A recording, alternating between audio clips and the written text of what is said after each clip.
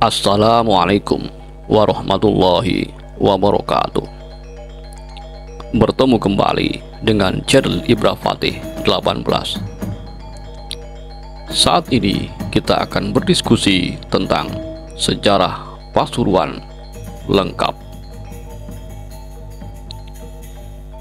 Bekas kerajaan Kalingga atau Holling yang diperintah oleh Ratu Sima pada tahun 674 hingga 732 Masehi mengalami kemunduran. Kerajaan Kalingga kemudian dipindahkan ke Jawa Timur karena diserang oleh kerajaan Sriwijaya.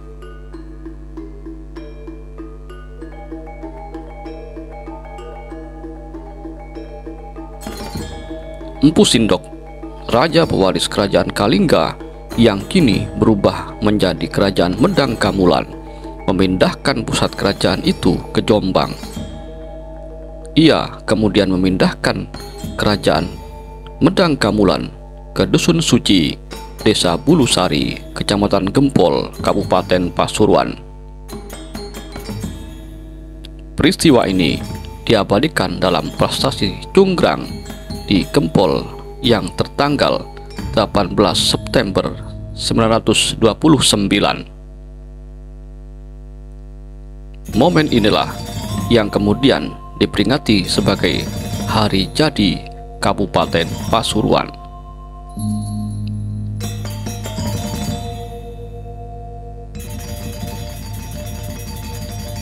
Suatu saat, Raja Hayam Wuruk dari Majapahit berkunjung ke kerajaan Medang Kamulan. Sebagai penghormatan, Empu Sindok menyuguhkan sirih kepada Raja Hayam Wuruk sebagai hidangan penutup. Saat itu, tradisi makan sirih dan tembakau sama halnya dengan menghisap rokok di masa kini. Saat mengunyah sirih itulah Raja Hayam Wuruk berkali-kali menyebut kata Pasuruan. Dari sanalah nama Pasuruan berasal. Pasuruhan artinya adalah tempat tumbuhnya suruh atau daun sirih.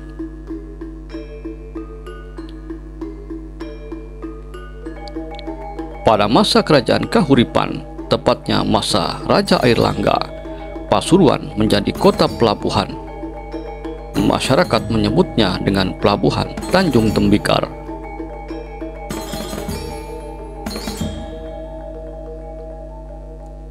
Pada masa Majapahit hingga Mataram Islam, keberadaan Pasuruan disebut dalam kitab Negara Kartagama sebagai sebuah wilayah yang layak diperhitungkan.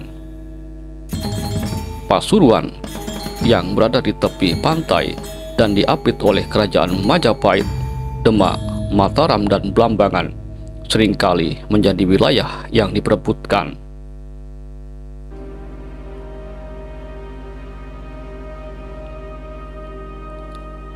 Setelah Majapahit runtuh dan Islam berkembang, Sunan Giri memerintahkan Said Sulaiman mendirikan pesantren Sidogiri.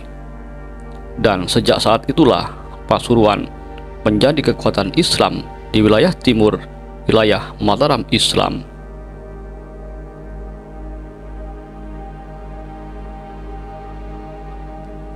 Pada masa kejayaan Mataram Islam, Sultan Agung mengangkat Kiai Darmoyodo I menjadi adipati pertama di Pasuruan.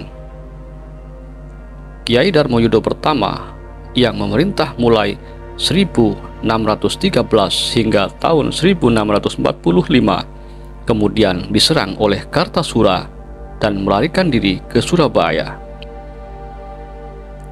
Beliau lalu digantikan oleh putranya, yaitu Kiai Darmoyodo II pada tahun 1645 hingga 1657.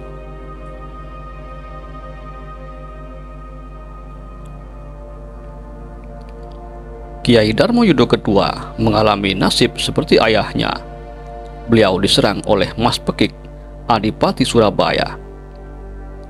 Beliau wafat dan dimakamkan di Jalan Darmoyodo, Kecamatan Purworejo, Kota Pasuruan. Mas Pekik yang berhasil merebut wilayah Pasuruan kemudian menjadi Adipati Pasuruan dengan gelar Kiai Darmoyudo III. Beliau kemudian digantikan oleh putranya yang bergelar Kiai Onggojoyo. Pada tanggal 8 Februari 1686, Untung Suropati diangkat menjadi adipati kelima oleh Pangeran Rangkusuma dari Mataram Islam. Untung Suropati menggantikan Kiai Onggojoyo yang lebih loyal pada VOC. Hari pengangkatan Untung Suropati sebagai adipati diperingati sebagai hari jadi kota Pasuruan. Dalam perjalanannya, pemerintahan Untung Suropati selalu diwarnai pertempuran melawan VOC.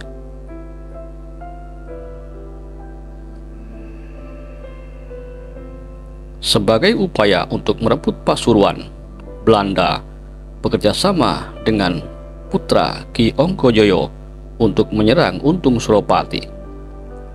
Belanda memprovokasi Ki Onggojoyo jika Pasuruan seharusnya jatuh ke tangannya karena ayahnya merupakan mantan adipati Pasuruan. Setelah mengalami berbagai pertempuran, Untung Suropati akhirnya wafat pada tahun 1706. Sayangnya, tidak diketahui di mana makam beliau.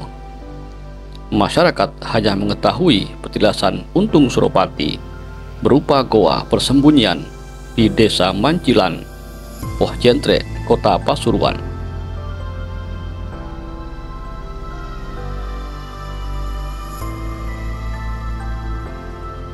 Pada masa pemerintahan Raden Arionegoro, Belanda membujuk Patih Ngabei Wongsonegoro untuk menggulingkan sang adipati yang tidak tunduk pada VOC. Patih Ngabei Wongsonegoro berhasil melengsarkan sang adipati dan kemudian diangkat sebagai adipati Pasuruan oleh pemerintah Belanda dengan gelar Tumenggung Nitinegoro.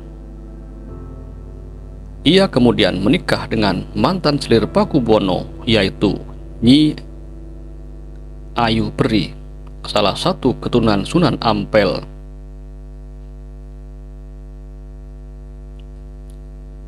Saat dinikahi, Nyai Ayu Peri sedang hamil dan kelak melahirkan seorang putra bernama Raden Niti Adiningrat yang kelak mendapat julukan Mbah Surga Surgi. Saat ayah tirinya meninggal, Raden Niti Adiningrat alias Mbah Surga Surgi diangkat menjadi bupati oleh pemerintah Belanda. Namun meski demikian, Mbah Surga Surgi tak pernah benar-benar loyal pada VOC. Beliau seakan mematuhi kepentingan VOC, namun sejatinya lebih berpihak kepada rakyat.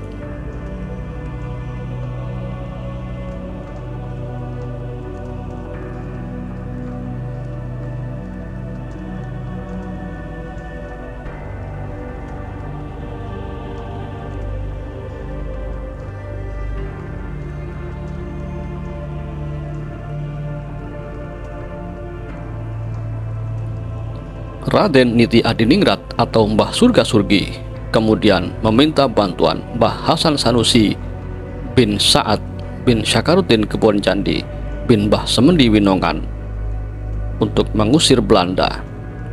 Dalam pertempuran tersebut, Mbah Hasan Sanusi atau Mbah Selagah terdesak dan bersembunyi di pemukiman warga.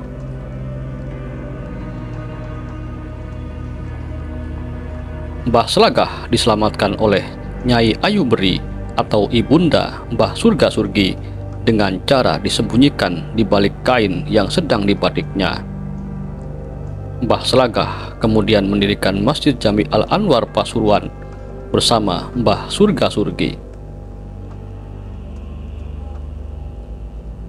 Pada abad ke-19, Kali Gembong dijadikan jalur transportasi untuk mengangkut hasil bumi menuju pelabuhan Pasuruan, kemudian dibawa langsung ke Eropa. Pada masa itu, juga telah dibangun jalan raya dan jalur kereta api. Pemerintah Belanda sejak abad ke-18 telah membangun beberapa bangunan penting di kota Pasuruan. Salah satu yang masih berdiri hingga kini adalah jajaran pemukiman para petinggi Belanda di sepanjang Jalan Pahlawan, kota Pasuruan. Belanda juga membangun gedung penelitian gula yang dikenal dengan PROP atau P3GI. Pada masa gerilya, salah satu gedung di kompleks tersebut dikenal dengan sebutan penjara bola karena para penjajah memperlakukan para pejuang sebagaimana bola. Para pejuang Hizbullah yang tertangkap ditendangi seperti bola. Di sekitar area tersebut, pada masa kolonial Belanda, merupakan pusat kota keresidenan Pasuruan. Hingga kini masih kokoh berdiri menara 0 km yang berada di halaman sebuah bank. Tak jauh dari halaman Taman Kota dan Taman Makam Pahlawan, pemerintah kolonial juga mendirikan gedung Society Harmony. Bangunan indah tersebut diresmikan pada tahun 1858 sebagai gedung pertemuan atau semacam nightclub bagi para warga Belanda, Eropa, dan keturunan Cina.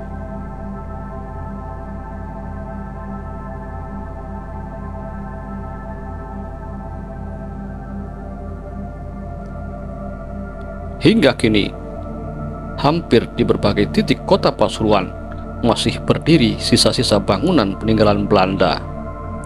Bahkan di pelosok desa masih tersisa beberapa jembatan atau bendungan peninggalan Belanda. Hal ini menunjukkan jika penjajah Belanda saat itu telah menempati hampir tiap jengkal kota ini.